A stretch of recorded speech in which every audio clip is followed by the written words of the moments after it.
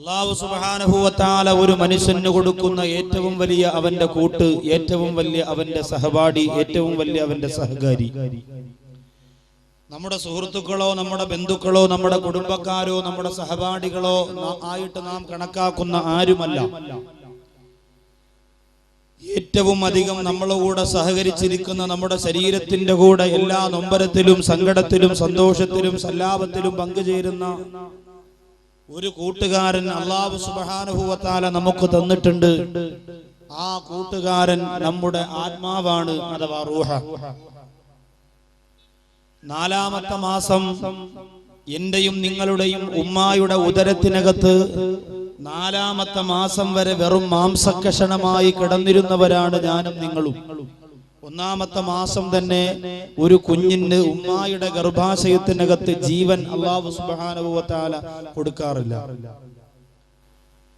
അപ്പൊ ഇപ്പോ ഭാര്യ ഭർത്താക്കന്മാരെ സംബന്ധിച്ചിടത്തോളം 4ാമത്തെ മാസമാകുമ്പോൾ ഭാര്യ തന്റെ വയറ്റിലേക്ക് കൈവച്ചുകൊണ്ട് പറയും, കുഞ്ഞിതാ ചലിക്കുന്നുണ്ട്, കുഞ്ഞിന്റെ തല ഇവിടെ ഇരിക്കാണ്, കുഞ്ഞിന്റെ കാല് ഇവിടെ ഇരിക്കാണ് എന്നൊക്കെ പറയും. അത് മോശമല്ല, അതൊരു കുടുംബജീവിതത്തിന്റെ ഒഴിച്ചുകൂടാനാകാത്ത വല്ലാത്ത ഒരു രസമാണ്, സുഖമാണ്, അനുഭവമാണ്. അള്ളാഹു അത് അനുഭവിക്കാൻ ഭാഗ്യം കിട്ടാത്ത ഏതെങ്കിലും ദമ്പതികൾ ഈ പള്ളിയുടെ മുറ്റത്ത് ശഅബാന്റെ രാത്രിയിൽ കൂടിയിട്ടുണ്ട് എങ്കിൽ ഇന്നത്തെ വിഷയത്തിന്റെ ബറക്കത്ത് കൊണ്ടും ഈ സദസ്സിന്റെ ഹക്ക് കൊണ്ടും അല്ലാഹു അവർക്ക് മക്കളെ കൊടുത്ത് അനുഗ്രഹിക്കുമാറാകട്ടെ. അപ്പോൾ അതുവരെ ചലനമില്ലാതെ കിടക്കുന്ന വെറും മാംസ ശരീരമായിരുന്നു ഉമ്മായുടെ ഉദരത്തിനകത്ത് ഞാനും നിങ്ങളും. 4ാമത്തെ മാസമാകുമ്പോ അല്ലാഹു സുബ്ഹാനഹു വ തആല റൂഹ് അഥവാ ആത്മാവിനെ ശരീരത്തിലേക്ക് കൊടുക്കുമ്പോഴാണ് ഉദരത്തിനകത്ത് ആത്മാവിന്, ആ ശരീരത്തിന് ജീവൻ വരുന്നത്.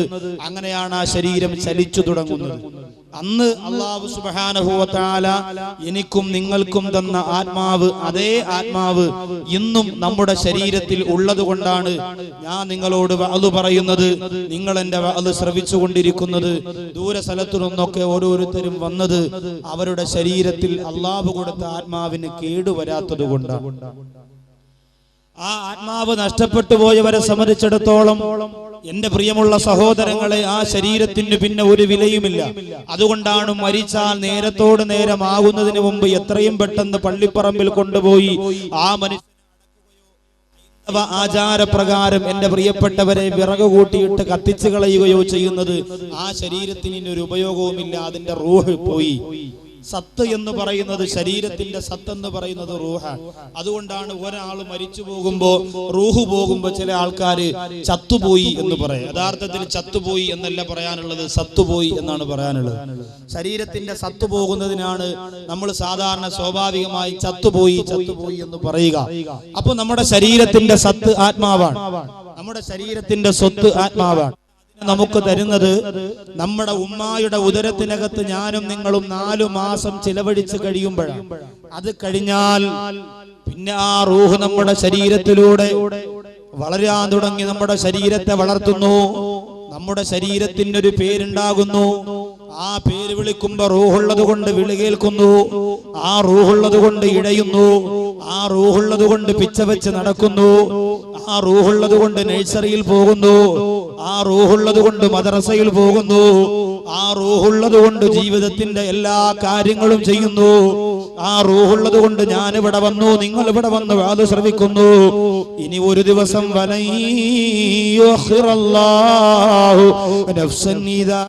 ഇനി ആ റൂഹിനെ അല്ലാഹു തന്നതുപോലെ തിരിച്ചെടുക്കുന്ന ഒരു സമയമുണ്ട്. അല്ലാഹു തആല നമുക്ക് നമ്മുടെ റൂഹ് തന്നതുപോലെ റഹ്മാനായ പടച്ചതമ്പുരാൻ തിരിച്ചെടുക്കുന്ന ഒരു സമയമുണ്ട്. ആ സമയത്ത് അല്ലാഹു നമ്മുടെ ശരീരത്തിലേക്ക് ഏൽപ്പിച്ച റൂഹിന് ഒരു പോറല് പോലും ഏൽപ്പിക്കാതെ തിരിച്ചു കൊടുക്കൽ നമ്മുടെ ബാധ്യതയാണ്. ഒരു പോറല് പോലും ഏൽപ്പിക്കാതെ തിരിച്ചു കൊടുക്കൽ നമ്മുടെ ബാധ്യതയാണ്. ശരീരം നമ്മൾ മിനുക്കുന്നുണ്ട്. ശരീരത്തിന്റെ ഏതെങ്കിലും ഒരു ഭാഗത്തിന് എന്തെങ്കിലും തകരാറ് വന്നാൽ ലക്ഷക്കണക്കിന് രൂപ ചിലവഴിച്ചുകൊണ്ട് ചികിത്സിക്കാൻ എന്റെ പ്രിയപ്പെട്ടവരെ നമ്മൾ സമയം ചിലവഴിക്കുന്നുണ്ട്. 30 ലക്ഷവും 40 ലക്ഷവും 60 ലക്ഷവും രൂപയുടെ അവയവ മാറ്റിവെക്കൽ ശസ്ത്രക്രിയക്ക് പോലും ഞാനും നിങ്ങളും വിധേയരാകുമ്പോൾ ഹൃദയത്തിന്റെ രോഗത്തെക്കുറിച്ചോ ഹൃദയത്തിന്റെ മാലിന്യത്തെക്കുറിച്ചോ സംഭവിച്ചു പോകുന്ന ബുദ്ധിമുട്ടുകളെ മുട്ടുകളെ സംബന്ധിച്ചോ നമ്മൾ ആരും ചിന്തിക്കാറില്ല. അതിനെക്കുറിച്ച് ചിന്തിക്കണം. എന്നിട്ട് എന്റെ പ്രിയപ്പെട്ടവരെ, അതിന്റെ ചികിത്സയ്ക്ക് വേണ്ടി സമയം ചിലവഴിക്കണം. അതിന്റെ ഉപയോഗത്തിന് വേണ്ടി ഭൗതികമായ ജീവിതത്തിൽ അള്ളാഹു തന്നിരിക്കുന്ന സമയത്തെ ഞാനും നിങ്ങളും മാറ്റിവെക്കണം. അള്ളാഹു തൗഫീഖ് നൽകി അനുഗ്രഹിക്കുമാറാകട്ടെ. റൂഹുകൾ. അപ്പോ ആദ്യമായി ആത്മാവുകളെ സംബന്ധിച്ച് ചർച്ച ചെയ്യുകയാണ്. 5 വിധമാണ് മനുഷ്യന്റെ റൂഹുകളെ തിരിച്ചിരിക്കുന്നത്. സഹോദരിമാര് വളരെ ശ്രദ്ധയോടുകൂടി അത് ശ്രവിക്കണം എന്ന് ഞാൻ പ്രത്യേകിച്ച് അറിയിക്കുകയാണ്. 5 വിഭാഗമാണ് മനുഷ്യന്റെ റൂഹുകളെ അള്ളാഹു മാറ്റിവെച്ചിരിക്കുന്ന സൃഷ്ടികളുടെ. ഒന്ന് അർവാഹുൽ അംബിയായി, ഒന്ന് അംബിയാ മുർസലീങ്ങളുടെ റൂഹാണ്. അവരുടെ റൂഹ് ഇദാ ഖറജത് അൻ അജ്സാദിഹാ, ദുനിയാവിൽ വെച്ച് പ്രവാചക പുങ്കവന്മാര് മരണപ്പെട്ടാൽ അവരുടെ ശരീരത്തിൽ നിന്ന് അവരുടെ റൂഹ് വലിച്ചൂരിയെടുക്കപ്പെട്ടാൽ വതകൂനു ഫിൽ ജന്നാ,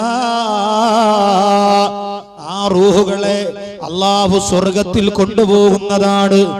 അംബിയാ മുർസലീങ്ങൾ ഈ ദുനിയാവിൽ വെച്ച് മരണപ്പെടുമ്പോൾ അവരുടെ ശരീരത്തിൽ നിന്ന് റൂഹ് വലിച്ചൂരിയിട്ട് ആ റൂഹിനെ റഹ്മാനായ പടച്ചതമ്പുരാൻ സ്വർഗ്ഗത്തിൽ കൊണ്ടുപോവുകയാണ്.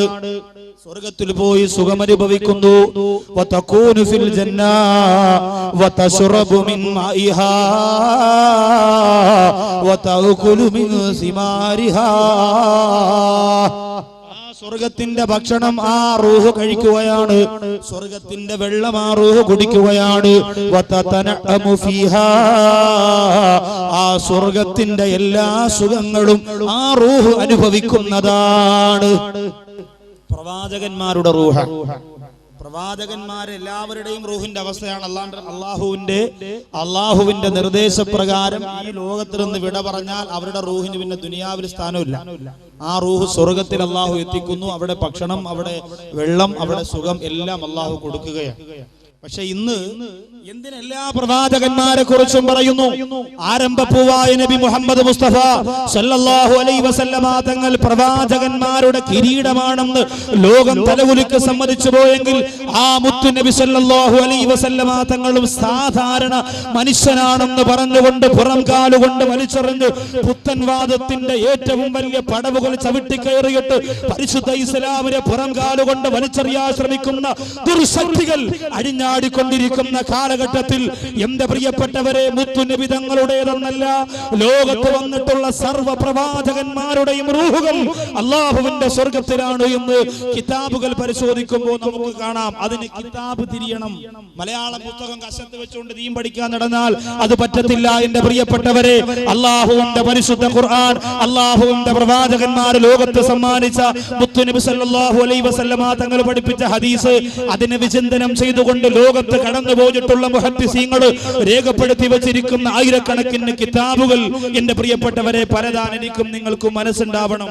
അത് ഏതെങ്കിലും ഒരു അറ്റവും മൂലയും സംഘടന വളർത്താൻ വേണ്ടി തലേ ചുമന്നുകൊണ്ട് നടന്നാൽ അള്ളാഹുവിന്റെ ഹബീബിനെ കുറിച്ച് ബോധ്യമാകാൻ എന്റെ പ്രിയപ്പെട്ടവരെ നമുക്ക് കഴിയുകയില്ല. എല്ലാ പ്രവാചകന്മാരുടെയും റൂഹ് അള്ളാഹുവിന്റെ സ്വർഗത്തിൽ പോയി ഭക്ഷണം കഴിക്കുന്നു, സ്വർഗത്തിൽ വെള്ളം കുടിക്കുന്നു, സ്വർഗത്തിന്റെ സുഖം അനുഭവിക്കുന്നു. നിസ്സംശയം ആ കാര്യത്തിൽ ഞാനും നിങ്ങളും ഖണ്ഡിതമായ രീതിയിൽ വിശ്വസിച്ചിരിക്കണം. ഇല്ലെങ്കിൽ അപകടമാണ്. പ്രവാചകന്മാരുടെ റൂഹത സഹോദരിമാർക്ക് പോലും ഇന്ന് അള്ളാഹുവിന്റെ റസൂലിനെ വേണ്ട. പഴയ കാലത്തെ പോലെയല്ല.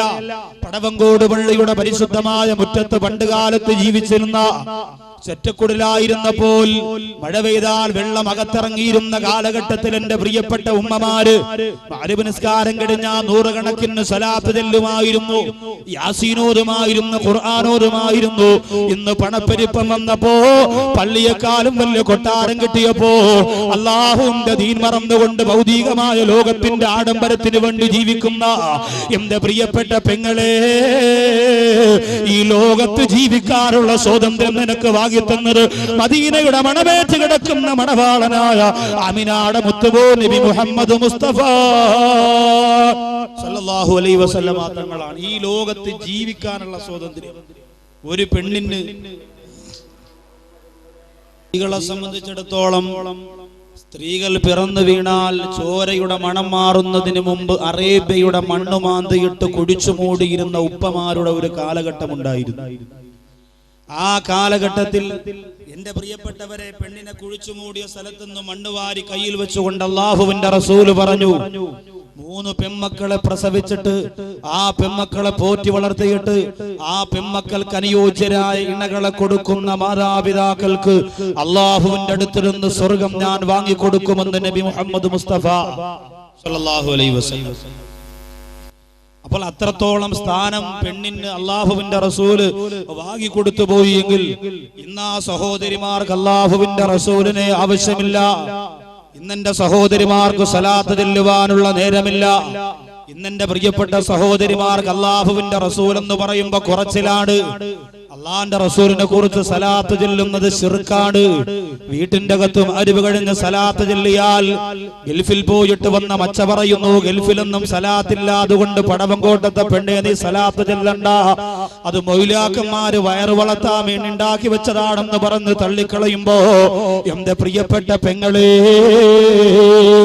മസ്ജിദുൻ നബവിയുടെ റൗള ശരീഫിന്റെ മുമ്പിലേക്ക് നിങ്ങൾ കടന്നു ചെന്നാൽ അല്ലാഹുവിന്റെ റസൂൽ നബി മുഹമ്മദ് മുസ്തഫ സല്ലല്ലാഹു അലൈഹി വസല്ലമ തങ്ങളുടെ മസ്ജിദുൻ നബവിയുടെ കവാടത്തിന്റെ മുമ്പ് പൊട്ടിക്കരഞ്ഞുകൊണ്ട് നിൽക്കുന്ന ആയിരക്കണക്കായ പ്രിയപ്പെട്ട സഹോദരങ്ങൾ സുന്ന സലാം പറയാറുന്ന സലാത്ത് ചെല്ലാൻ അള്ളാന്റെ റസൂലിന്റെ മുമ്പിൽ കണ്ണീരൊഴുക്കിയിട്ട് നിൽക്കുന്ന എത്ര പേരാ ഉള്ളത്? ഇന്നെന്റെ കുടുംബത്തിൽപ്പെട്ട ഒരു സഹോദരൻ ഉംറയ്ക്ക് വേണ്ടി പോയിരിക്കുകയാണ്. അള്ളാഹുവിന്റെ പരിശുദ്ധമായ കഅബ കാണാനും മദീന കാണാനും ഒരുപാട് ആഗ്രഹിച്ചിരുന്ന പ്രിയപ്പെട്ട സഹോദരന്റെ ആഗ്രഹം അല്ലാഹു നിറവേറ്റി കൊടുക്കട്ടെ. ഈ പള്ളിയുടെ പരിശുദ്ധമായ മുറ്റത്ത് എത്രയോ പേരെങ്ങനെ ആഗ്രഹിച്ചവരാണ്. പോയിട്ട് വന്ന് വീണ്ടും ഒന്ന് പോകാനുള്ള കൊതി കൊണ്ട് ആർത്തി കൊണ്ട് ആഗ്രഹത്തോടെ ഇരിക്കുന്നവരുണ്ട്. റഹ്മാനെ, അവരുടെ മനസ്സിന്റെ ഇഖ്ലാസിന്റെ അളവനുസരിച്ച് എത്രയും പെട്ടെന്ന് അത് നീ എളുപ്പമാക്കി കൊടുക്കണേ അല്ലാ. ചില ആൾക്കാർക്ക് അങ്ങനെ ഗൾഫിൽ പോയിട്ട് വരുമ്പോഴാണ് ദീൻ തിരിയുന്നത്, അതുവരെ തിരിയൂല. ഗൾഫിൽ പോയിട്ട് ഇങ്ങോട്ട് വന്ന് കുറച്ച് കാശായി കഴിഞ്ഞാൽ പിന്നെ പള്ളിയിൽ വന്ന് അത്തഹിയാത്തിരിക്കുമ്പോൾ ആ വിരള് ഇതെവിടെന്നാ? പഴയ ഉഷാഫന്റെ പരസ്യം പോലെ ഇതെവിടെന്നാ കിട്ടുന്നത്? എന്റെ പ്രിയപ്പെട്ടവരെ, കാട്ടറബികൾ നിന്റെ ദീൻ അവര് കാണിക്കുന്നതാണ് ദീൻ എന്ന് പറഞ്ഞുകൊണ്ട് പടവങ്കോട് വന്ന് ഉസ്താദിന്റെ മുമ്പ് കയറിയിട്ട് ബുഖാരിയിലുണ്ടോ മുസ്ലിമിലുണ്ടോ എന്ന് ചോദിക്കുന്നതിന് മുമ്പ് നിന്റെ ഹൃദയത്തിനകത്ത് ഈമാനുണ്ടോ എന്ന് തപ്പി നോക്കാനുള്ള സമയം കഴിഞ്ഞു പോയി. എന്റെ പ്രിയപ്പെട്ടവരെ, എല്ലാവർക്കും 10-15 വയസ്സ് കഴിയുന്ന മുമ്പ് ബുഖാരിയിലുണ്ടോ ബുഖാരിയിലുണ്ടോ? നമ്മളൊന്ന് ഓർത്തു നോക്കണം. സ്വഹീഹുൽ ബുഖാരി എന്ന് പറയുന്നത് എനിക്ക് നിങ്ങൾക്കും തട്ടിക്കളിക്കാൻ വേണ്ടി ഉണ്ടാക്കി വെച്ചിരിക്കുന്ന ബോളല്ല. ലക്ഷക്കണക്കിന് ഹദീസുകൾ പഠിച്ച ബഹുമാനപ്പെട്ട ഷാഫി ഇമാം പറയുന്നത് അംഗീകരിക്കാൻ നിവർത്തിയില്ലാത്ത ഞാനും നിങ്ങളും എവിടത്തെ ഹദീസിന്റെ ബന്ധുകൊണ്ട അള്ളാഹുവിന്റെ പൊരുത്തത്തിന് വേണ്ടി പരിശ്രമിച്ചു കൊണ്ടിരിക്കുന്നത്. അള്ളാഹു കാത്തുരക്ഷിക്കുമാറാകട്ടെ.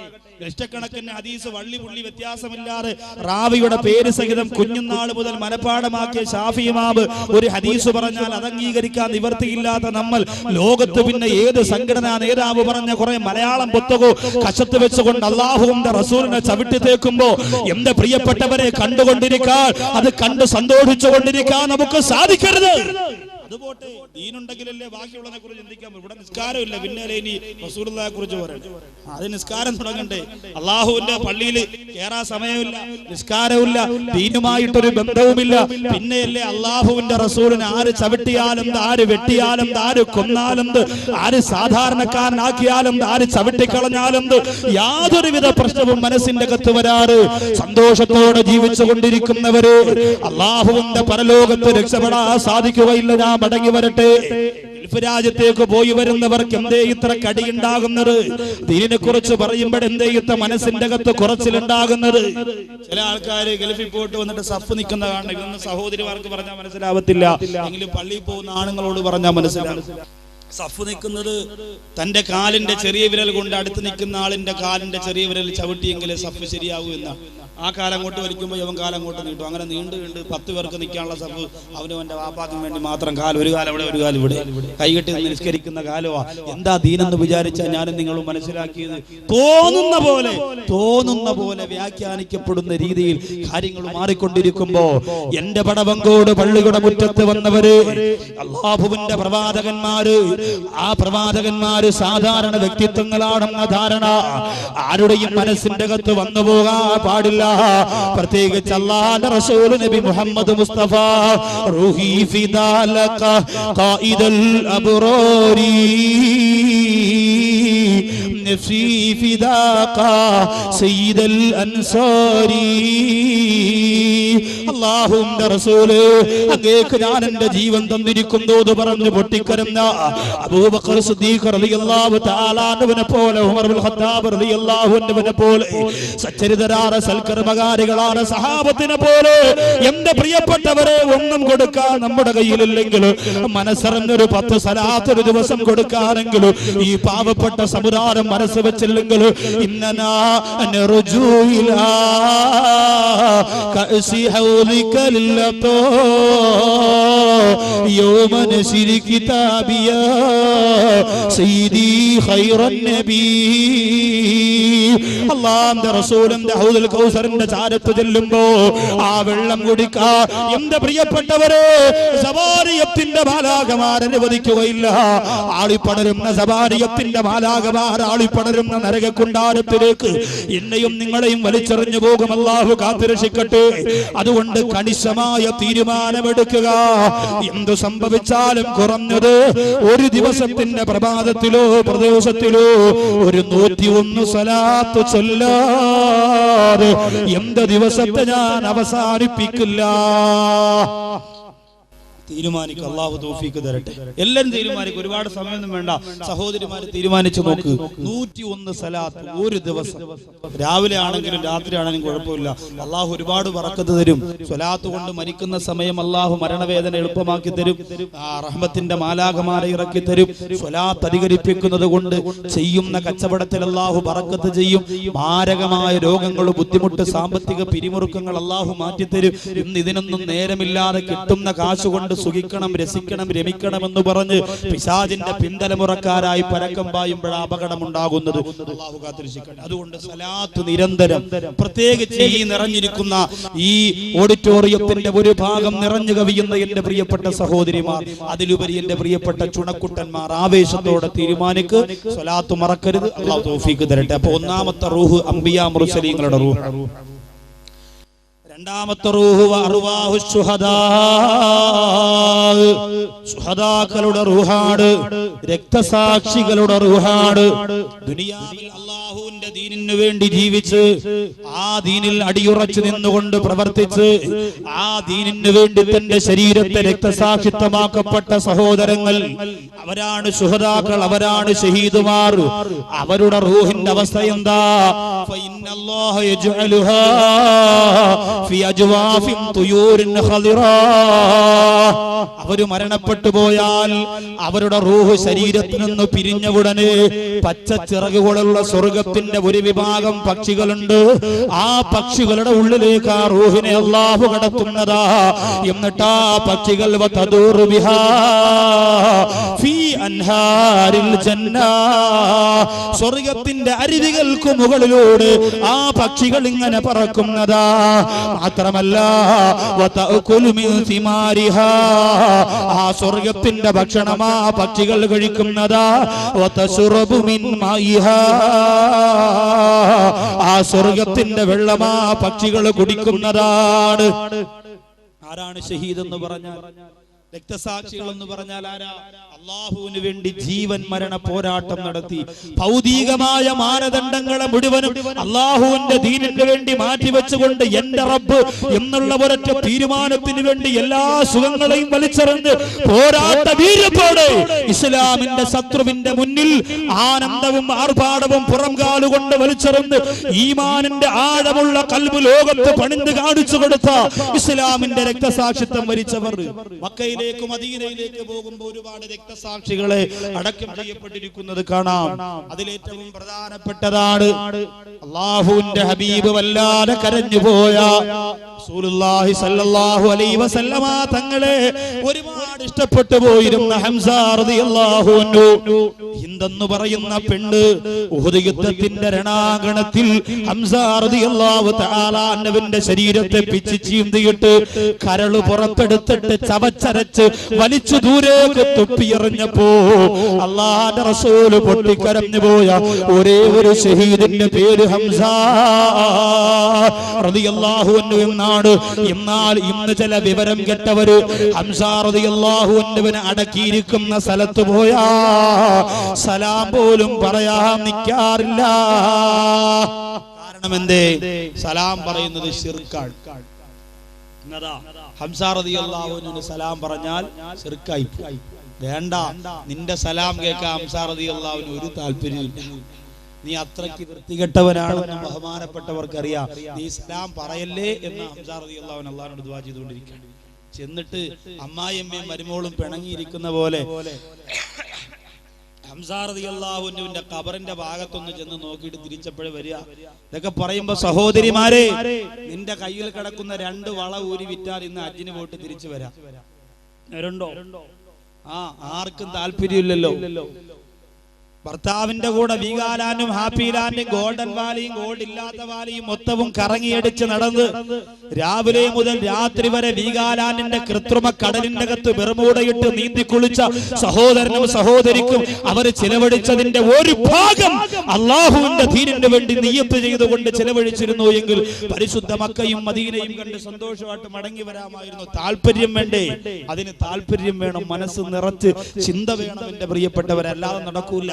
ഞാനും നിങ്ങളും വിചാരിക്കുന്ന പോലെ അത്ര നിസാരമൊന്നുമല്ലാതെ കോടികളുള്ളവർക്ക് പോലും അതിന് ഭാഗ്യം കിട്ടിയിട്ടില്ല. അതിന് അള്ളാഹു ശരിയിട്ടുകൊണ്ട് അള്ളാഹു തിരഞ്ഞെടുക്കുന്നവർക്കാണ് ആ പുണ്യഭൂമിയിലേക്ക് പോയിട്ട് വരാൻ കഴിയുക. എല്ലാവരും നിയ്യത്ത് ചെയ്യ്. അവിടെ എത്തിയില്ലെങ്കിൽ ഈ ജീവിതം കൊണ്ട് ഒരർത്ഥവും വല്ലാഹി ഒരർത്ഥവുമില്ല. അതുകൊണ്ട് അവിടെ എത്തണം. സഹോദരിമാരൊക്കെയും അതിനുവേണ്ടി നിയ്യത്ത് ചെയ്യ്. ദുനിയാവ് ദുനിയാവ് ദുനിയാവെന്നും പറഞ്ഞ് ജീവിക്കാതെ മക്കയിലും മദീനയിലൊക്കെ ചെന്നിറങ്ങുമ്പോ എന്റെ പ്രിയപ്പെട്ടവരെ, നമ്മൾ ദുനിയാവിന്റെ സകലമാന ചിന്തകളും മറന്നുപോകും. കാണണ്ടേ, ഖദീജ ബീവി റളിയല്ലാഹു അൻഹ കിടക്കുന്ന ഖബർ കാണണ്ടേ, ഫാത്തിമ ബീവി റളിയല്ലാഹു അൻഹ കിടക്കുന്നത് കാണണ്ടേ. എന്ന് നിസ്കാരമില്ല, നോമ്പുമില്ല, ഒന്നുമില്ലെങ്കിലും ഏർവാടിയിലും ആറ്റിങ്കരയിലും ബസ് ടൂറിന് പോകണമെന്ന് അറിയുമ്പോ ചാടി കയറാൻ മാത്രം നമ്മൾ പഠിച്ചാൽ മതിയോ? ഫാത്തിമ റളിയല്ലാഹു അൻഹുവിന്റെ മഖ്ബറ പോയിട്ട് കാണണ്ടേ, ഖദീജ ബീവി റളിയല്ലാഹു തആല അൻഹ അടക്കിയിരിക്കുന്ന പരിശുദ്ധമായ സ്ഥലം പോയെന്ന് കാണണ്ടേ. എത്രയോ മഹാനുഭാവന്മാര് 15,000-ഓളം പ്രിയപ്പെട്ട സച്ചരിതരായ സഹാബത്ത് കിടന്നുറങ്ങുന്ന ജന്നത്തുൽ ബഖീന്റെ മുമ്പിലൂടെ നടന്നു പോകണ്ടേ. സലാം പറഞ്ഞിട്ട് അവരുടെ അരികിലൂടെ നടന്നു പോയിട്ട് പടവങ്കോടുള്ള പാവപ്പെട്ട വനിത പരിശുദ്ധ മക്കയിലെത്തി മദീനയിലെത്തി എന്ന് പറഞ്ഞ കണ്ണീരോടെ ദുആരക്കണ്ടേ. അതിനും നാണെന്റെ സഹോദരങ്ങളെ നമുക്ക് സാധിക്കുന്നത്. അതുകൊണ്ട് രണ്ടാമത്തെ റൂഹ് ശുഹദാക്കളുടെ റൂഹാണ്. ശുഹദാക്കളാകാൻ എല്ലാവർക്കും സാധിക്കുകയില്ല. ഒരുപാട് കഷ്ടപ്പെട്ട് ത്യാഗം ചെയ്തവർക്കല്ലാതെ അള്ളാഹുവിന്റെ ഷഹീദ് എന്ന് പറയുന്ന പദവി അള്ളാഹു കൊടുക്കുകയില്ല. പിന്നെ ചിലർക്കൊക്കെ റഹ്മാനായ പടച്ച റബ്ബ് ജിഹാദ് ചെയ്യാതെ തന്നെ ഷഹീദിന്റെ പദവി കൊടുക്കുമെന്ന് പറഞ്ഞിട്ടുണ്ട്. അതിലേക്ക് ഞാൻ കടന്നാൽ എന്റെ വിഷയം തീരൂല. മൂന്നാമത്തെ റൂഹ് അർവാഹുൽ മുതീന മിനൽ മുഅ്മിനീൻ. മുഅ്മിനീങ്ങളിൽ നിന്നും അല്ലാഹുവിനെ വഴിപ്പെട്ട് ജീവിച്ചവരുടെ റൂഹ. മുഅ്മിനീങ്ങളിൽ നിന്നും അല്ലാഹുവിനെ വഴിപ്പെട്ട് ജീവിച്ച സൽക്കർമ്മകാരികളായ സത്യവിശ്വാസികളുടെ റൂഹ. ആ റൂഹ് പിരിഞ്ഞ ഉടനെ എവിടെയാണ് അല്ലാഹു കൊണ്ടുപോകുന്നത്? ആ റൂഹിനെ അല്ലാഹു സുബ്ഹാനഹു വ തആല കൊണ്ടുപോകുന്നത് മുഅ്മിനീങ്ങളുടെ റൂഹ് ഇദാ ഖറജത്തു മിൻ അജ്സാദിഹാ, അവരുടെ ശരീരത്തിൽ നിന്ന് പിരിഞ്ഞാൽ പടവങ്കോട് പള്ളിയിൽ കൃത്യമായി നിസ്കരിക്കാമെന്ന് അടുത്തു താമസിക്കുന്നവൻ, അല്ലെങ്കിൽ പടവങ്കോട് പള്ളിയുടെ പരിസരത്തുള്ള ഒരു സഹോദരി കൃത്യമായി തലമറച്ചുകൊണ്ട് യാസീനോദിക്കൊണ്ട് ഖുർആനോദിക്കൊണ്ട് ദിക്ർ ചൊല്ലിക്കൊണ്ട് നിസ്കരിക്കുന്നവളാണ്. അല്ലാഹുവിലുള്ള അചഞ്ചലമായ വിശ്വാസം, കറകളഞ്ഞ വിശ്വാസം ഹൃദയത്തിന്റെ അകത്തുള്ള പെൺകുട്ടിയാണ്, ഉമ്മയാണ്, ഉപ്പയാണ്. എന്നാൽ അവര് മരണപ്പെടുമ്പോൾ അവരുടെ റൂഹ് ഫീ റിയാദിൽ ജന്ന, ഫീ റിയാദിൽ ജന്ന, അല്ലാഹുവിന്റെ സ്വർഗ്ഗത്തിന്റെ പൂന്തോട്ടത്തിലാണ്. മക്കള് കരയുമ്പോ, ബന്ധുക്കള് കരയുമ്പോ, നാട്ടുകാരും കുടുംബക്കാരും വന്ന് കഫം പൊതിയുന്നതിനെ കുറിച്ച്, മയ്യത്ത് കുളിപ്പിക്കുന്നതിനെ കുറിച്ചൊക്കെ പറഞ്ഞുകൊണ്ടിരിക്കുമ്പോ നിന്റെ റൂഹദാ ഫീ റിയാദിൽ ജന്ന. അപ്പോ സ്വർഗത്തിന്റെ പൂന്തോട്ടത്തിൽ അല്ലാഹു നമ്മുടെ വിശ്വാസികളുടെ റൂഹിനെ സ്വർഗത്തിന്റെ പൂന്തോട്ടത്തിൽ കൊണ്ടുപോകും. അവിടെ പോകുമ്പോ ഒരു കാര്യമുണ്ട്, ലാ തഅകുലു വലാ തശ്റബു വലാകു യൻദുറു ഇലൽ ജന്നതി ഫഖത്ത്. തിന്നാനും കുടിക്കാനും പറ്റൂല. ആ പരിശുദ്ധമായ സ്വർഗത്തിൽ നോക്കിക്കൊണ്ടിരിക്കാൻ മാത്രമേ സാധിക്കുള്ളൂ. സ്വർഗത്തിന്റെ പൂന്തോട്ടത്തിൽ നിന്ന് സ്വർഗം നോക്കി കണ്ടുകൊണ്ടിരിക്കാം. അങ്ങനെ എത്രയോ പേര് നമ്മുടെ പടവങ്കോട് തന്നെ മരണപ്പെട്ടു പോയി. നിങ്ങൾ ഇന്ന് വരെ ചിന്തിച്ചിട്ടുണ്ടോ നിങ്ങൾ മരണപ്പെട്ട നിങ്ങളുടെ റൂഹ് സ്വർഗത്തിന്റെ തോട്ടത്തിൽ? വിശ്വാസികളുടെ റൂഹായി സ്വർഗത്തിന്റെ പൂന്തോട്ടത്തിൽ പോകുന്ന റൂഹായി മാറാൻ നമ്മുടെ റൂഹിന് സാധിക്കുമോ പ്രിയപ്പെട്ടവരെ? എത്ര വഖത്ത് നിസ്കാരം നമ്മുടെ പേരിൽ ഖലാ ആയിട്ടുണ്ട്. എത്ര പേരെ ഞാനും നിങ്ങളും ഫസാദ് പറഞ്ഞു, എത്ര പേരെ വഞ്ചിച്ചു, എത്ര പേരെ ചതിച്ചു. ഈ പരിശുദ്ധമായ പള്ളിയോട് തന്നെ എത്ര ക്രൂരതയാണ് ഞാനും നിങ്ങളും ചെയ്തു പോയത്. ഒന്ന് ചിന്തിക്കണേ. എന്നാ നമ്മുടെ റൂഹിന് സ്വർഗീയ ആരാമത്തിൽ സ്ഥാനമില്ല.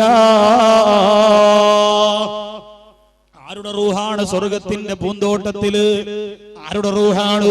ബഹുമാനപ്പെട്ട ശാഫി ഇമാമിനെ പോലെ, ഹനഫി ഇമാമിനെ പോലെ, അബൂ ഹാമിദുൽ ഗസാലി റഹിമഹുല്ലാഹിനെ പോലെ, സൈനുദ്ദീൻ മഖ്ദൂം തങ്ങളെ പോലെ എത്രയോ മൺമറഞ്ഞു പോയ മഹാനുഭാവന്മാരായ പ്രിയപ്പെട്ട സച്ചരിതരായ ആലിമീങ്ങൾ, ആരിഫീങ്ങൾ, ഔലിയാക്കന്മാര്, അല്ലാഹുവിനെ ഭയന്ന് ജീവിച്ചിരുന്നവര്, അവരൊക്കെ സ്വർഗത്തിന്റെ പൂന്തോട്ടത്തിലാകുമ്പോ ദുനിയാവിൽ പലിശ വാങ്ങിയിട്ട് കള്ളു കുടിച്ചിട്ട് തോന്നിയതുപോലെ ജീവിച്ചുകൊണ്ടിരിക്കുന്ന എന്റെയും നിങ്ങളുടെയും റൂഹിന്റെ അല്ലാഹുവിന്റെ സ്വർഗത്തിന്റെ തോട്ടത്തിൽ സ്ഥാനമുണ്ടോ?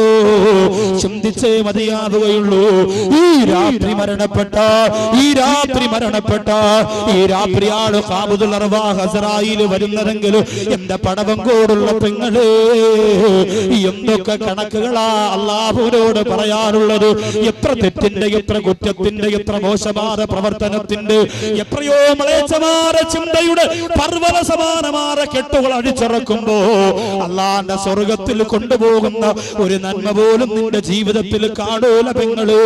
ഇതാണ് ജീവിതമെന്ന് പറഞ്ഞ് സുഖിച്ചുകൊണ്ട് സന്തോഷിച്ചുകൊണ്ട് ജീവിക്കുന്നവരെ, വഅനീബൂ ഇലാ റബ്ബികൂ വഅസ്ലിമൂ ലഹു. അല്ലാഹുവിലേക്ക് മടങ്ങി വന്നു. ഈ പാപം പൊറുക്കുന്ന ശഅബാനിലെല്ലാവരും ഇനി എപ്പോഴാണ് എന്റെ സഹോദരങ്ങളെ മടങ്ങി വരാൻ നിങ്ങൾക്ക് സാധിക്കുന്നത്? നിസ്കാരമില്ലാതെ പടവങ്കോട് പള്ളിയുടെ ചുറ്റും കറങ്ങി നടക്കുന്ന എന്റെ പ്രിയപ്പെട്ട ചെറുപ്പക്കാരാ, ഒരു കുപ്പി കള്ളിലാണ് നിന്റെ ജീവിതത്തിന്റെ സന്തോഷമെന്ന് കരുതിപ്പോയെങ്കിലും ഇല്ല മോനെ. 18-കാര്, 20-കാര്, 25-കാര് പള്ളിപ്പറമ്പിന്റെ അകത്ത് കൊണ്ടുപോയി മണ്ണ് വാരിയിട്ട് സങ്കടത്തോട് തിരിച്ചു വരാൻ പോലും കഴിയാതെ ഖബറിന്റെ അടുത്തിരുന്ന് വിങ്ങിപ്പൊട്ടുന്ന കൂട്ടുകാരെ കണ്ടില്ലേ? ആരാണ് മോനെ നിനക്ക് വേണ്ടി മരണത്തിന് ശേഷം പ്രവർത്തിക്കാനുള്ളത്? ആരുണ്ടോ? തോളത്ത് കൈയിട്ടുകൊണ്ട് സിനിമയ്ക്ക് വന്നവരുണ്ടോ? നിന്റെ കൂടെ വന്ന് വ്യഭിചാരത്തിന് കൂട്ടുനിന്നവരുണ്ടോ? ചാപ്പിൽ പോയി കാത്തു നിൽക്കാ നിന്റെ കൂടെ വന്ന കൂട്ടുകാരുണ്ടോ? ഗൾഫിൽ നിന്ന് നീ പെട്ടിയുമായി വന്നപ്പോ പെട്ടിക്കകത്ത് ഒളിപ്പിച്ചു വെച്ചിരുന്ന കുപ്പിയെടുക്കാ നിന്റെ കൂട്ടുകാർ ഫോൺ വിളിച്ചിട്ട് ഓടി വന്നില്ലേ? വീട് പാല് കാച്ചിയപ്പോ കുപ്പിയെടുത്തില്ലേ? കല്യാണത്തിന്റെ തലേ ദിവസം കുപ്പിയെടുത്തില്ലേ? ഭാര്യ പ്രസവിച്ചപ്പോ കുപ്പിയെടുത്തില്ലേ? നിന്റെ ജീവിതത്തിന്റെ എല്ലാ സന്തോഷത്തിനും അൽഹംദുലില്ലാഹ് പറയുന്നതിന് പകരം കൂട്ടുകാരെ വിളിച്ചു കൂട്ടിയിട്ട് കുപ്പിയെടുത്തിട്ട് അല്ലാഹുവിനോട് വെല്ലുവിളി പ്രഖ്യാപിച്ചവരെ, അല്ലാഹുവെ എന്തുകൊണ്ട് പേടിക്കുന്നില്ല? എന്തുകൊണ്ട് എന്റെയും നിങ്ങളുടെയും മനസ്സിന്റെ അകത്തേക്ക് ഭയം വരുന്നില്ലോ? 17-കാരിയും 18-കാരിയും എത്രയോ അന്യപുരുഷന്മാരുമായി വാക്ക് പറഞ്ഞു വെച്ചിരിക്കുകയാ. അതുകൊണ്ട് ഈ രാത്രി പരിവർത്തനത്തിന്റെ രാത്രിയാകണം പ്രിയപ്പെട്ട സഹോദരങ്ങളെ. പടവങ്കോട് പള്ളിയുടെ മുറ്റത്ത് നൗഷാദ് ബാഖവി എന്ന് പറയുന്ന നിങ്ങളുടെ പ്രിയപ്പെട്ട സഹോദരൻ വാള് പറഞ്ഞിട്ട് ആറാട്ടുപുഴയിലേക്ക് നാളെ വാള് പറയാൻ വേണ്ടി യാത്ര തിരിക്കുമ്പോ എന്റെ പ്രിയപ്പെട്ട പെങ്ങളെ, അല്ലാഹു ഒരു നിമിത്തമായിട്ട് വെച്ച പരിപാടി കൊണ്ട് നിന്റെ മനസ്സിന്റെ അകത്തൊരു മാറ്റം വന്നില്ലെങ്കിൽ എന്റെ പെങ്ങളെ, പട്ടിയെ കൊണ്ടുപോയി കുഴിച്ചിടുന്ന പോലെ നിന്റെ മക്കള് കൊണ്ടുപോയി പള്ളിപ്പറമ്പില് നിന്നെ വെച്ച് മണ്ണ് വാരിയിട്ട് തിരിച്ചു പോകുമ്പോ ഒരു നന്മ പോലും നിന്റെ ഖബറിന്റെ അകത്ത് കിട്ടൂല. അല്ലാഹു കാത്ത് രക്ഷിക്കട്ടെ. അതുകൊണ്ട് അല്ലാഹു ഇഷ്ടപ്പെട്ടവരുടെ റൂഹായി മാറിയ ആര് കരഞ്ഞാലെന്തോ, എവിടെ അടക്കിയാലെന്തോ, വതകൂനു ഫീ റിയാദിൽ ജന്ന, സ്വർഗത്തിന്റെ പൂന്തോട്ടത്തിലായിരിക്കും നമ്മുടെ റൂഹിന്റെ സ്ഥലമെന്ന കാര്യം നമ്മൾ മറക്കണ്ട. നാലാമത്തെ റൂഹ് ആരുടേതാണെന്നറിയോ? അർവാഹുൽ ഉസാതി മിനൽ മുഅ്മിനീൻ, വിശ്വാസികളിൽ നിന്ന് തെറ്റ് ചെയ്യുന്നവരുടെ റൂഹാണ്. വിശ്വാസികളിൽ നിന്ന് തെറ്റ് ചെയ്യുന്നവരുടെ റൂഹാണ്. തിന്മ ചെയ്യുന്നവരുടെ റൂഹാണ്. ആഭാസത്തരങ്ങൾ കാണിച്ച് ജീവിക്കുന്നവരുടെ റൂഹാണ്. നിസ്കരിക്കാൻ പറഞ്ഞാൽ കേൾക്കൂല. 10 കൊല്ലമായി 9 കൊല്ലമായി ജാബിർ സഖാഫി ഉസ്താദ് പള്ളിയിൽ പ്രസംഗിക്കുന്നുണ്ട്, ക്ലാസ് നടത്തുന്നുണ്ട്, നസീഹത്ത് തരുന്നുണ്ട്. ഇന്ന് വരെ അത് സമാധാനത്തോടെ കേൾക്കാൻ നിങ്ങൾക്ക് കഴിഞ്ഞിട്ടുണ്ടോ? 9 വർഷമായി ഈ പരിശുദ്ധമായ പള്ളിക്കകത്ത് ഹദ്ദാദ് റാത്തീബ് ഓതുന്നുണ്ട്. അതെന്തെന്ന് ചോദിച്ചാ മറുപടി പറയാനുള്ള, അത് എന്താണെന്ന് ബോധമുള്ള എത്ര ചെറുപ്പക്കാരാണുള്ളത്? എന്റെ സഹോദരങ്ങള്, എനിക്ക് എന്റെ ഉസ്താദിനോട് പറയാനുള്ളത്, 9 കൊല്ലമൊക്കെ മതി ഉസ്താദ്, നന്നായില്ലെങ്കിൽ പടച്ചവന്റെ കയ്യിൽ ഏൽപ്പിച്ചിട്ട് ഇറങ്ങിപ്പോക്കോ. എത്രയോ നല്ല ആലിമീങ്ങളെ പ്രതീക്ഷിച്ചുകൊണ്ട് ഒരുപാട് പള്ളികൾ കാത്തിരിക്കുകയാണ്. ഞങ്ങൾക്കൊരു നല്ല ഉസ്താദിനെ കിട്ടിയിരുന്നെങ്കിൽ, നല്ലതുപോലെ പ്രസംഗിക്കുന്ന, നല്ലതുപോലെ ഖുർആൻ ഓതുന്ന, നല്ലതുപോലെ ക്ലാസ് നടത്തുന്ന ഒരു ഉസ്താദിനെ കിട്ടിയിരുന്നെങ്കിൽ കൊള്ളാമായിരുന്നോ എന്ന് ആഗ്രഹിച്ചുകൊണ്ട് നൂറുകണക്കിന് കേരളത്തിന്റെ പള്ളികൾ കാത്തിരിക്കുമ്പോ നന്നാവാത്ത ജനതയ്ക്ക് വേണ്ടി 10 കൊല്ലത്തിൽ കൂടുതൽ ആർക്ക് വേണ്ടിയാണ് എന്റെ പ്രിയപ്പെട്ടവരെ പറയുന്നത്? ആകാശം ഇടിഞ്ഞു വീഴാൻ പോകുന്ന, ഭൂമി കുലുങ്ങിപ്പറിക്കാൻ പോകുന്ന, പർവ്വതങ്ങളെ പഞ്ഞിക്കെട്ടുകളെ പോലെ പാറിപ്പറക്കാൻ പോകുമ്പോ വീടിന്റെ അകത്തളത്തിരുന്നു കൊണ്ട് വിദേശ രാജ്യത്ത് കിടന്ന് എല്ലുപറിയ പടിയെടുക്കുന്ന ഭർത്താവിന് വഞ്ചിച്ചുകൊണ്ട് ഫോണിലൂടെ അന്യമതത്തിൽപ്പെട്ടവരുമല്ലാത്തവരുമാരാ അന്യപുരുഷന്മാരായ കാമവെറിയന്മാരോട് പേക്കൂത്ത് സംസാരിക്കുന്ന എന്റെ പ്രിയപ്പെട്ട സഹോദരിമാര്, ഈ നാടിന്റെ ശാപമാണ്. ഈ ലോകം അവസാനിക്കുന്നതിന്റെ കാരണത്തിൽപ്പെട്ടതാണ്. അള്ളാഹു കാത്തുരക്ഷിക്കട്ടെ. അള്ളാഹു എനിക്കും നിങ്ങൾക്കും തന്നിട്ടുള്ള കോടാനുകോടി അനുഗ്രഹങ്ങൾ ഒരൽപ്പം പോലും മാറ്റിവെക്കാതെ റബ്ബ് ചോദിക്കുമ്പോ എന്തു മറുപടി കൊടുക്കും? പ്രിയപ്പെട്ടവര്, കണ്ണ് തന്ന അള്ളാഹു, കാത് തന്ന അള്ളാഹു, കൈകാലുകൾ തന്ന അള്ളാഹു, ഹൃദയം തന്ന അള്ളാഹു.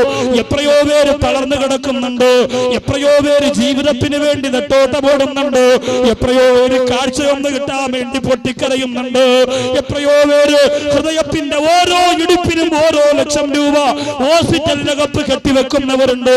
ഇതെല്ലാം ഒരു ചില്ലി കാശ് പോലും വാങ്ങാറ് വാരിക്കോരി എനിക്കും നിങ്ങൾക്കും തന്ന പടച്ചറബിന് പുറം കാലുകൊണ്ട് വലിച്ചെറിഞ്ഞ് പടവങ്കോട് പള്ളിയുടെ പവിത്രമായ മിനാരത്തിലൂടെ ബാഗ് വെക്കുമ്പോ അതിന്റെ താഴത്തുള്ള പണയിലിരുന്ന് തെങ്ങും തോട്ടത്തിലിരുന്ന് കൂട്ടുകാരുമൊത്ത് വട്ടം കൂടി വെള്ളമടിക്കോ മനസ്സ് കാണിക്കുന്നവര് പിശാചിന്റെ മക്കളായി പോയോ തിരിച്ചു കേറി വരാ വലിയ കഷ്ടപ്പാടാണ് കേട്ടോ.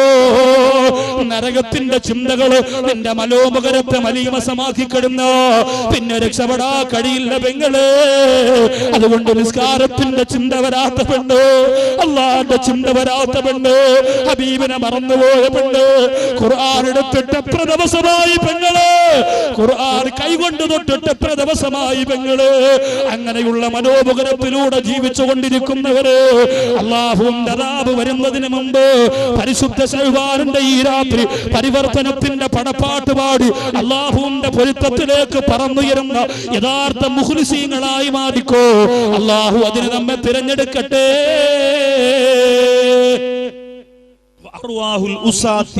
മാതാപിതാക്കളെ വഴിപ്പെടൂല, ഭർത്താവിനെ വഞ്ചിക്കുന്നു, ഭാര്യയെ വഞ്ചിക്കുന്നു, മക്കളെ മര്യാദ പഠിപ്പിക്കൂല, ഖുർആൻ ഓതൂല, ഒരു ദീനീ ചുവയുമില്ല.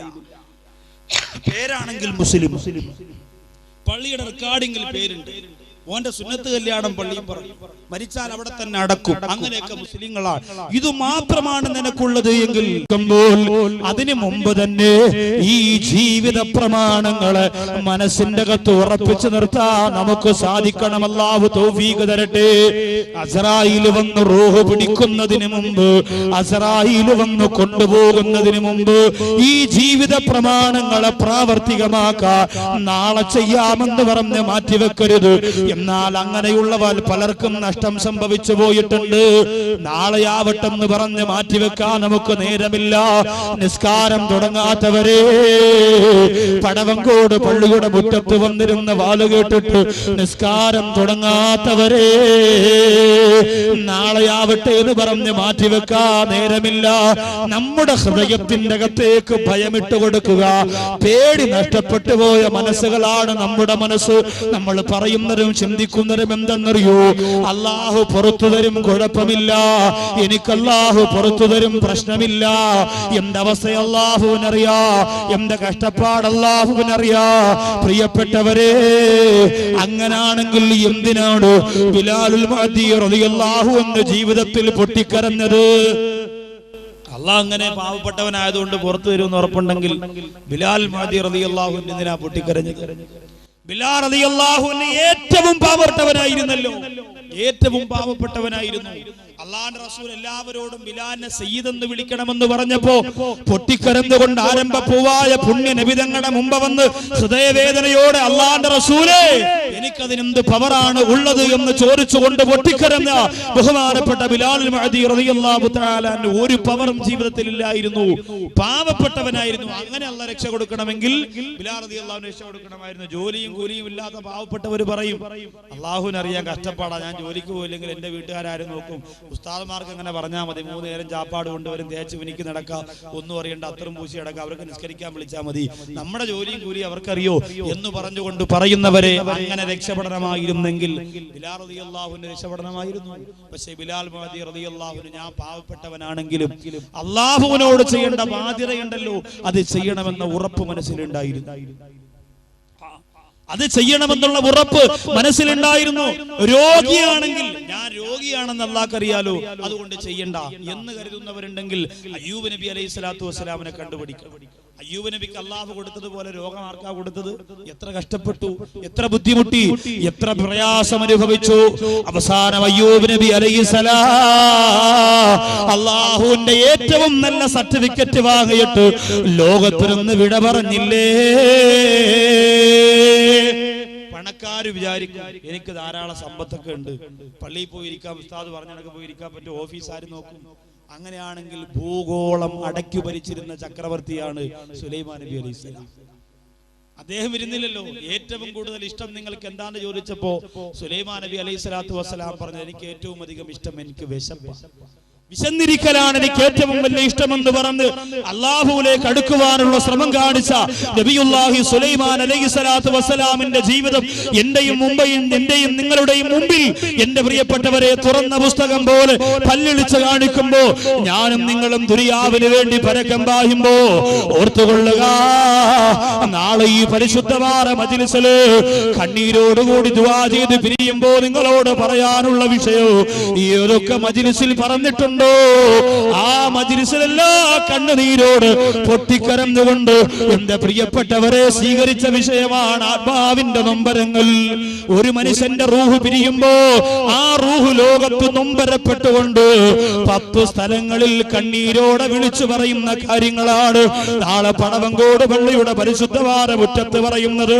ഒരൊറ്റ മനുഷ്യർ പോലും ആ മജ്‌ലിസ് ഒഴിവാക്കല്ലോ. നമ്മുടെ റൂഹ് നമ്മുടെ ശരീരത്തിൽ നിന്ന് പിരിഞ്ഞാൽ 10 സ്ഥലങ്ങളില് ആ റൂഹ് അനുഭവിക്കാൻ പോകുന്ന നൊമ്പരങ്ങള് ജീവിതത്തിന്റെ ഏറ്റവും വലിയ അധ്യായത്തിലൂടെ കടന്നു പോകുമ്പോ മരണം മറന്നുകൊണ്ട് മൃഗങ്ങളെ പോലും തോൽപ്പിക്കുന്ന തരത്തില് ജീവിച്ചു കൊണ്ടിരിക്കുന്ന പ്രിയപ്പെട്ടവരെ, അല്ലാഹുവിന്റെ പരിപൂർണമായ പൊരുത്തം നേടാ, അതിലേക്ക് നമുക്ക് കടന്നെത്താൻ അല്ലാഹു തൗഫീഖ് തരട്ടെ. അല്ലാഹുവിന്റെ റസൂല് പറഞ്ഞതാ, ഇന്നൽ ഖുലൂബ ലയസ്തഉ, ഖൽബുകൾ തുരുമ്പ് പിടിക്കുന്നതാണ്, ഹൃദയങ്ങൾ തുരുമ്പ് പിടിക്കുന്നതാണ്.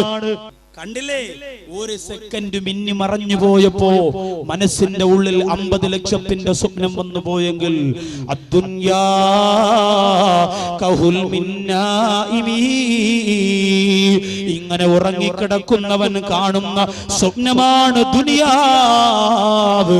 ആ ദുനിയാവ് പെട്ടെന്നങ്ങ് തീരും പെങ്ങളെ. അബൂദാബിയിൽ തന്റെ പ്രിയപ്പെട്ട കുടുംബത്തിന് കൊടുക്കാ സമ്മാനങ്ങൾ വാങ്ങി വെച്ചിരുന്ന സഹോദരൻ അവിടുന്ന് വരുന്നതിന് മുമ്പ് അപകടത്തിൽപ്പെട്ടു മരണപ്പെട്ടു. എത്രയോ പേര് വിമാനത്താവളത്തിൽ വന്ന് എയർപോർട്ടിൽ വന്ന് ഭാര്യയെ കണ്ട് വാരി പുണർന്നു. വാഹനത്തിന്റെ അകത്തേക്ക് മക്കളെയും കൊണ്ട് കടന്നിട്ട് ആ വാഹനത്തിലൂടെ യാത്ര ചെയ്തു പോകുമ്പോ കഴുക്കൂട്ടം, തിരുവനന്തപുരം ജില്ലയുടെ കഴുക്കൂട്ടത്ത് വെച്ച് എന്റെ പ്രിയപ്പെട്ടവരെ ടിപ്പർ ലോറിയും വാഹനവും കൂട്ടിയിടിച്ചുകൊണ്ട് 5 പേര് തകർന്നറിഞ്ഞു പോയ, ചതഞ്ഞറിഞ്ഞു പോയ, അതിൽ 2 പേര് മരണപ്പെട്ടു പോയ, അതിൽ ഒരാൾ ഗൾഫിൽ നിന്ന് ഭർത്താവ് വരാ കാത്തിരുന്ന പ്രിയപ്പെട്ട ഭാര്യയായിരുന്നു. എല്ലാ ആഗ്രഹങ്ങളെയും അസ്തമിപ്പിച്ചുകൊണ്ട്, എല്ലാ സന്തോഷങ്ങളെയും അവസാനിപ്പിച്ചുകൊണ്ട് അസ്രായീൽ കടന്നു വരുമ്പോ എന്തുണ്ട് പ്രിയപ്പെട്ടവരെ കൊണ്ടുപോകാൻ? മുന്നറിയിപ്പ് തന്നിട്ടല്ല അസ്രായീൽ വരും. ഇനി ചായ കൊടുത്തോ, ഇനി ചെറിയ സമാധാനത്തിന്റെ വാള, അത് കഴിഞ്ഞിട്ടേ ഗൗരവത്തിലേക്ക് വരും. ചായ കൊടുത്തു. അസ്രായീൽ അലൈഹിസ്സലാത്തു വസ്സലാം ആർക്ക് മുന്നറിയിപ്പ് കൊടുത്തിട്ടല്ല വരിക? യാക്കൂബ് നബി അലൈഹിസ്സലാം ഒരിക്കൽ അസ്രായീലിനെ കണ്ടപ്പോൾ പറഞ്ഞു, അസ്രായീലേ, എന്റെ റൂഹ് പിടിക്കാൻ നീ വരികയാണെങ്കിൽ എന്നോടൊന്ന് പറഞ്ഞിട്ട് വരണോ അസ്രായീലേ? എന്നോടൊന്ന് ഒരു മുന്നറിയിപ്പ് തന്നിട്ട് ഞാൻ വരികയാണ്, അടുത്ത ആഴ്ച റൂഹ് പിടിക്കും, 10 ദിവസം കൂടെ കഴിയുമ്പോൾ നിങ്ങളെ കൊണ്ടുപോകും എന്ന് പറയാൻ വേണ്ടി ഒരാളെ ഒന്ന് പറഞ്ഞു വിട്ടിട്ട് വന്നാൽ സന്തോഷമായി. അസ്രായീൽ അലൈഹിസ്സലാത്തു വസ്സലാം പറഞ്ഞു, ആ പരിപാടി നടക്കൂല നബിയെ, നിങ്ങൾ എന്താ പറയണേ? ആരോടും അങ്ങനെ പറഞ്ഞു കൊടുക്കാൻ കഴിയില്ല, ആരോടും അങ്ങനെ മുന്നറിയിപ്പ് കൊടുക്കാൻ കഴിയില്ല. അതുകൊണ്ട് ഈ പരിപാടി നടക്കൂല. ഏതായാലും യാക്കൂബ് നബി പറഞ്ഞു, അള്ളാഹുവായിട്ടൊന്ന് ആലോചിച്ച് നോക്കിയിട്ട് നീ പറയാൻ. യാക്കൂബ് നബിയല്ലേ ഒരുപാട് കഷ്ടപ്പെട്ട പ്രവാചകനാണ്. മക്കളുടെ ഭാഗത്തു നിന്നൊക്കെ ശരിക്കും ബുദ്ധിമുട്ടുകൾ ഉണ്ടായി. യൂസുഫ് നബി എന്ന തന്റെ പ്രിയപ്പെട്ട പൊന്നുമോൻ കുഞ്ഞുനാള് നഷ്ടപ്പെട്ടു പോയ സങ്കടം ബഹുമാനപ്പെട്ട യാക്കൂബ് നബി അലൈഹിസ്സലാത്തു വസ്സലാം ശരിക്കും അനുഭവിച്ചതാണ്. അപ്പൊ അതുകൊണ്ട് യാക്കൂബ് നബിയുടെ പ്രത്യേക അഭിപ്രായം മാനിച്ചുകൊണ്ട് എന്തെങ്കിലും പരിഗണിക്കാൻ പറ്റുമെങ്കിൽ ചെയ്യാൻ പറയാൻ പറഞ്ഞു വിട്ടു. അങ്ങനെ അസ്രായീൽ അലൈഹിസ്സലാത്തു വസ്സലാം അല്ലാഹുവുമായിട്ട് തീരുമാനിച്ചപ്പോ സംഭവം മനസ്സിലായി. റൂഹ് പിടിക്കാൻ വരുന്നതിന് മുമ്പ് 3 മുന്നറിയിപ്പുകാരെ പറഞ്ഞുവിടാൻ തീരുമാനിച്ചു. യാക്കൂബ് നബി അലൈഹിസ്സലാമിനോട് അസ്രായീൽ വന്നു പറഞ്ഞു, നബിയേ, നിങ്ങളുടെ റൂഹ് പിടിക്കാൻ ഞാൻ വരുന്നതിന് മുമ്പ് 3 പേരെ നിങ്ങളുടെ റൂഹ് പിടിക്കുന്നതിന് മുമ്പ് നിങ്ങളുടെ റൂഹ് പിടിക്കും എന്ന് പറയാൻ 3 കൂട്ടുകാരെ, 3 മുന്നറിയിപ്പുകാരെ അള്ളാഹു പറഞ്ഞുവിടാ തീരുമാനിച്ചിട്ടുണ്ട് നബിയേ. 3 കൂട്ടുകാരെ, 3 മുന്നറിയിപ്പുകാരെ പറഞ്ഞുവിടാൻ തീരുമാനിച്ചിട്ടുണ്ടെന്ന് യാക്കൂബ് നബി പറഞ്ഞു, സന്തോഷം. അപ്പോ 3 പേരെ പറഞ്ഞു വിട്ടിട്ടല്ലേ എന്റെ റൂഹ് പിടിക്കോളൂ, അത്രേ ഉള്ളൂ നബി. ആദ്യത്തെ ആള് വന്ന് പറയും, അടുത്ത ആൾ ഉടനെ വരും. 2ാമത്തെ ആള് വന്ന് പറയും, അടുത്ത ആൾ ഉടനെ വരും. 3ാമത്തെ ആള് വന്ന് പറയും, ഇനി അടുത്ത് വരുന്നത് അസ്രായീലാണ്, ഒരുങ്ങിക്കൊന്നു. അങ്ങനെ തയ്യാറായി. യാക്കൂബ് നബി അലൈഹിസ്സലാം രോഗം ബാധിച്ച് കിടക്കുകയാണ്. മരണശയ്യയിൽ കിടക്കുന്ന യാക്കൂബ് നബി അലൈഹിസ്സലാത്തു വസ്സലാമിനെ കാണാൻ ഖാബിദുൽ അർവാഹ് മലക്ക് അസ്രായീൽ അടുത്തു വന്നു. യാക്കൂബ് നബി അലൈഹിസ്സലാം ചോദിക്കുന്നു, അസ്രായീലേ, നീ എന്തിനാണ്? അസ്രായീൽ പറയുന്നു, നബിയേ, ഞാൻ എന്തിനാണ് വരുന്നത്? എന്റെ ജോലി എന്താണെന്ന് നിങ്ങൾക്കറിയുമല്ലോ. നിങ്ങളുടെ റൂഹ് പിടിക്കാൻ വന്നതാണ് നബിയെ എന്ന് പറയുമ്പോ അസ്രായീൽ അലൈഹിസ്സലാത്തു വസ്സലാമിനോട് യാക്കൂബ് നബി അലൈഹിസ്സലാം പറയുന്നു, അസ്രായീൽ, എന്റെ റൂഹ് പിടിക്കാൻ വരുന്നതിന് മുമ്പ് 3 മുന്നറിയിപ്പുകാരെ പറഞ്ഞു വിടുമെന്ന് പറഞ്ഞല്ലോ. എന്നിട്ടെന്തേ അവരെയൊന്നും പറഞ്ഞു വിടാതെ റൂഹ് പിടിക്കാൻ നീ പെട്ടെന്ന് കടന്നു വന്നതെന്തേ? 3 മുന്നറിയിപ്പുകാരെ പറഞ്ഞു വിട്ടിട്ടേ നീ വരുവോളെന്നല്ലേ പറഞ്ഞത്? അവരെയൊന്നും പറഞ്ഞു വിടാതെ എന്താ നീ പെട്ടെന്ന് വന്നതെന്ന് ചോദിച്ചു. അസ്രായീൽ അലൈഹിസ്സലാത്തു വസ്സലാം പറഞ്ഞു, വല്ലാഹി നബിയെ, 3 മുന്നറിയിപ്പുകാരെയും ഞാൻ പറഞ്ഞു വിട്ടിരുന്നത്.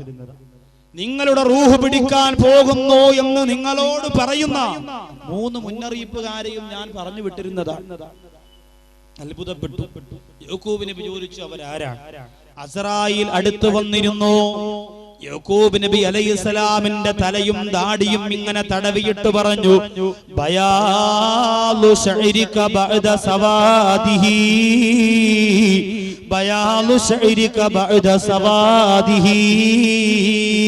നബിയേ, ഞാൻ പറഞ്ഞു വിട്ട 1ാമത്തെ കൂട്ടുകാരൻ ബയാലു ശഅരിക ബഅദ സവാദിഹി, അങ്ങയുടെ മുടി ഒരുപാട് കറുത്ത മുടിയായിരുന്നല്ലോ, ആ മുടിയെന്ന് വെളുത്തിരിക്കുന്നത് കണ്ടോ? ഇത് മരണത്തിന്റെ ഒന്നാമത്തെ അടയാളമാണ് നബിയേ. കറുത്തുപോയ മുടി വെളുക്കുക, ഇത് മരണത്തിന്റെ ഒന്നാമത്തെ അടയാളമാണ്. നരച്ചുപോയവരുണ്ടോ? ഒരുപാട് താമസം ഇല്ല, സമയമായി. ആര് നരച്ചാലും, ചെറുപ്പക്കാര് നരച്ചാലും പ്രായം ചെന്നവര് നരച്ചാലും കറുപ്പിച്ചത് കൊണ്ടൊന്നും രക്ഷപ്പെടാൻ പറ്റും. നിങ്ങൾ ചിലപ്പോ വീട്ടിൽ പോയിട്ട് ഭാര്യ എടുത്ത് പറയും, എടി ഉസ്താദ് അങ്ങനെ പറഞ്ഞെന്നും പറഞ്ഞ് നീ ടെൻഷൻ അടിക്കണ്ട, 5-6 മുടി നരച്ചത് ശരിയല്ല, പക്ഷെ ഇത് ആ നരയല്ല, ഇത് വേറെ നര. അങ്ങനെ വേറെ നരയില്ല, ഒറ്റ നരയേ ഉള്ളൂ. ആ നര വന്നാൽ പിന്നെ സമയമായി.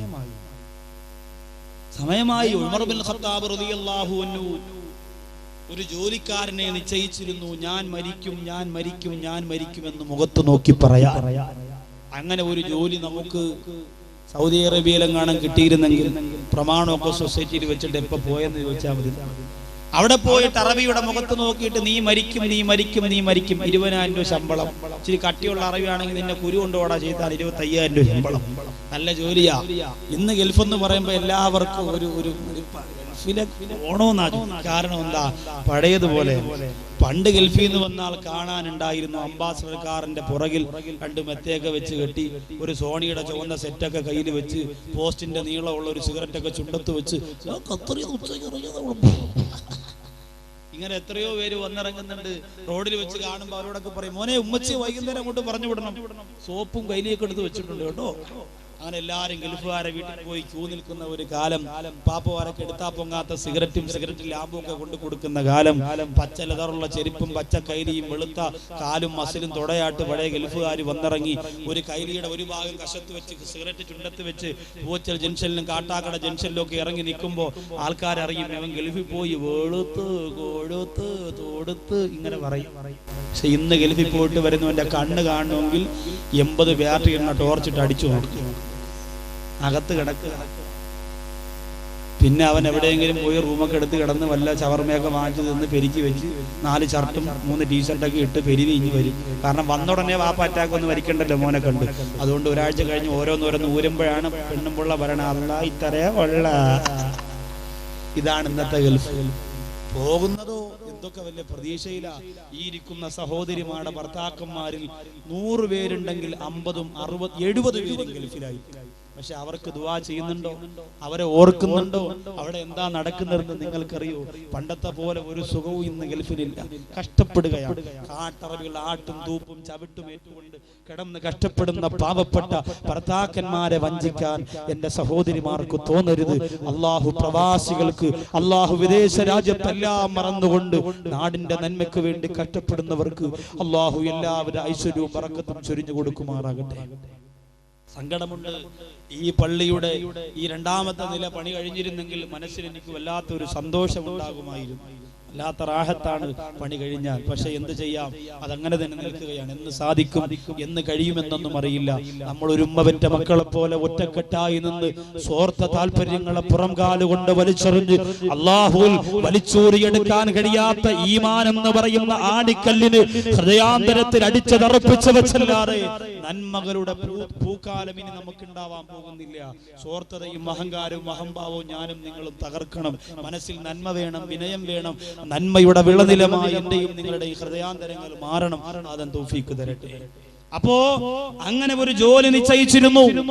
നരബാധിച്ചപ്പോൾ ഉമർ ഇബ്നുൽ ഖത്താബ് റളിയല്ലാഹു അൻഹു പറഞ്ഞു, ഞാൻ മരിക്കും എന്ന് ഇനി ഒരു ജോലിക്കാരൻ പറഞ്ഞു തരേണ്ട കാര്യമില്ല. എന്റെ നര ഞാൻ മരിക്കും എന്ന് എന്നോട് പറഞ്ഞു തരുന്നുണ്ട്. ഓരോ മനുഷ്യന്റെയും ശരീരത്തിന്റെ നരയുണ്ടല്ലോ, അവൻ മരിക്കുമെന്നവനോട് പറഞ്ഞു കൊടുക്കുന്നതാണ്.